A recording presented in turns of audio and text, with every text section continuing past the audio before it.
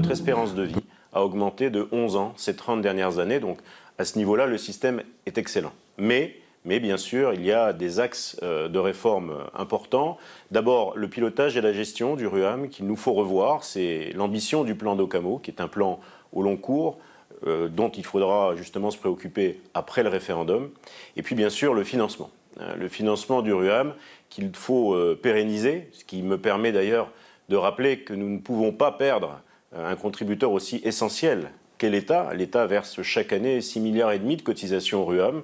Elles sont les bienvenues pour rechercher cet équilibre. Et puis plus structurellement, nous demander comment changer notre logique. C'est-à-dire qu'aujourd'hui, nous ajustons nos ressources et nos recettes par rapport à nos dépenses.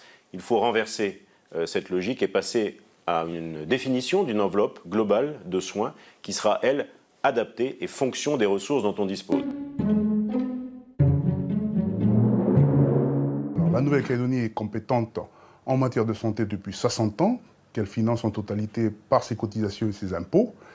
Il conviendra, en cas d'accession à la Nouvelle-Calédonie, à un statut d'État souverain, à l'améliorer. Tout d'abord sur le plan économique.